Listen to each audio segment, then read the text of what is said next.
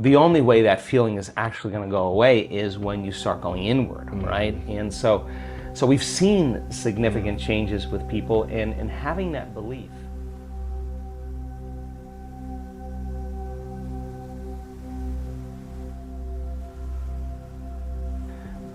It should be tested. We should test our belief around that. And my lesson through all of this is that I'm starting to realize how conditioned we are into believing how limited we are.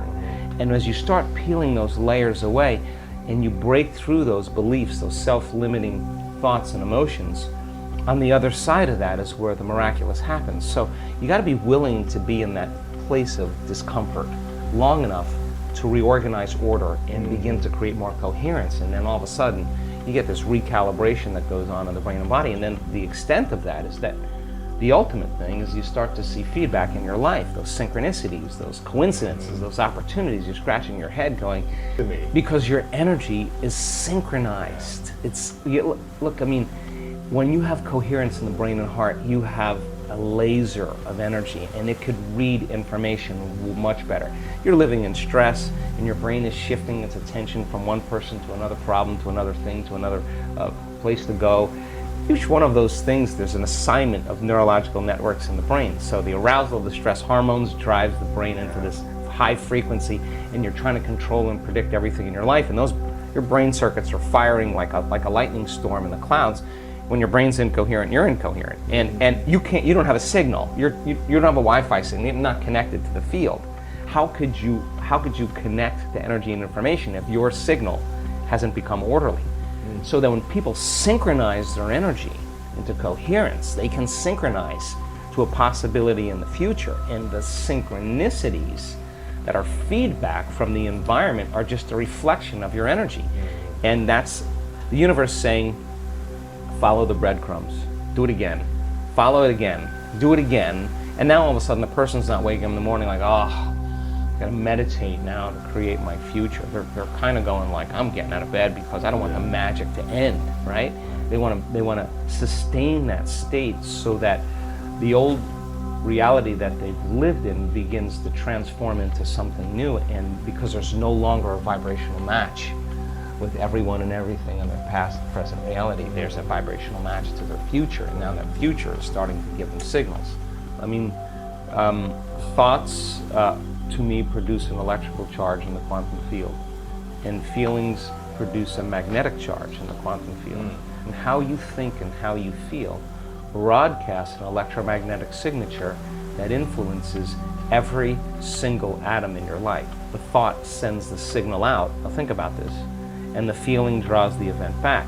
So you could have the intent that you want wealth, you want health, you want success. That's your intent, that's your thought. But if you're waiting for the experience to happen to feel it, then you're not drawing the experience to you because you're not feeling the emotion, right? So then teaching people once again how to balance their thoughts and feelings, because you can enter that cycle either place. Sometimes we do a meditation, we start opening our heart, we start elevating the body's energy, and then those emotions can drive certain thoughts of your future. Other times you open your awareness, you create brain coherence, you have the vision of your future, you begin to emotionally experience it. However you want to jump on that cycle, and then sustain it, because the longer you're conscious of that energy, the more you're drawing your future to you. So then most people spend their lives, right? We live in this realm called space-time, three-dimensional reality, and you move your body through space. In three-dimensional reality, it takes time. So everything, all your goals, all your dreams, all your visions, you're going to have to get your body up and drag it through space every day to pay off that, that home that's in your future, right? When you create from the field instead of from matter, when there's a vibrational match between your energy and some potential, and your thoughts and feelings are coherent, now you are going to begin to collapse time and space, or the experience is going to be drawn to you. Now you're the vortex to your destiny, and now you don't have to go anywhere to get it, because you're not playing by the rules of three-dimensional reality, you're playing by the rules of energy and the quantum.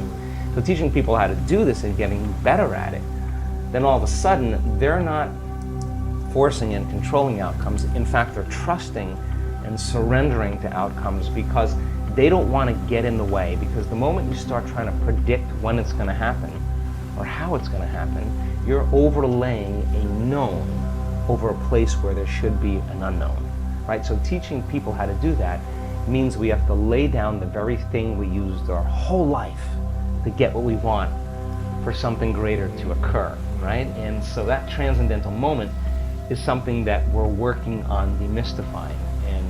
And you could be a gluten-free person, you could be a gluten-full person. You could drink wine, not drink wine. You could be rich, you could be poor, you could be any color, any shape, any size. In fact, you can't tell me you're too old to do this work. You can't tell me that. We got elders in this work that we show you their brain scans and you'd be blown away. They know how to do it. You can't tell me you're too sick to do this work. We got people that have reversed stage 4 cancer numerous times. And yeah, it took a Herculean effort to do it, but they love themselves for it. You can't tell me that you're too out of shape or too overweight or too underweight. You can't. I've seen it all shapes and sizes. You can't even tell me that you had a brutal past. And people that have had very, very dismal pasts that are free, that are happy people. You can't even tell me you never meditated before. In fact, our research shows that many people have never meditated before have the most profound experiences because they're not trying to make anything happen. Yeah. They're just following the instructions, right? And they don't have a habit of doing it. So we don't want to exclude anybody in the process. We want to include everybody, because it's not matter that emits a field. That's the wrong way to think about it. It's the field that creates matter.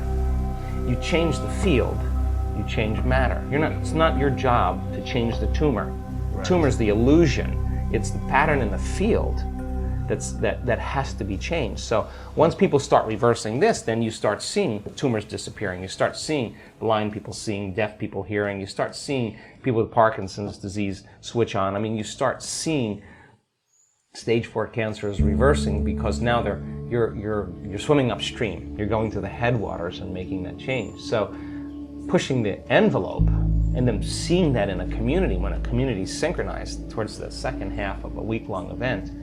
I mean, as I said before we started the show, I'm more surprised than anybody when we witness some of these things. It's crazy. To me, consciousness is awareness. Awareness is paying attention and noticing. And so 95% of who we are by the time we're 35 years old is a set of unconscious automatic programs that we've just practiced so many times that we're not consciously thinking about those. So in order for you to change, to answer the initial question that you asked, the first step is you got to become conscious of your unconscious thoughts. And you got to start looking at those hardwired thoughts that you think every day, that are just circuits that have been fired and wired together. You just have to sit down, close your eyes, and not move. And then you'll start seeing. What am I thinking about right now? Yeah, and all you want to do is observe the thought, because when you begin to observe that thought, you're no longer the program now. You're the consciousness observing the program, and you're starting to pull out of the program. Who's doing the thinking of the thinking about the thinking? That's who you are when you're not the program. That's awareness, right? Yeah. You got to become aware of how you speak, how you act. Become so conscious, so aware of it, that you won't go unconscious and let that thought or that behavior run you. You got to say, oh my God, this feeling that I've been living by for the last 20 years is actually guilt. I didn't know it was guilt because it just feels like me. And all of a sudden, as you start becoming conscious of it, you're beginning to objectify your subjective self. You're pulling out of those programs, and nobody likes to do that because it's uncomfortable. They'd rather turn on their cell phone, start texting, get on the internet, watch TV to distract them from that moment. And that is what they have to move through.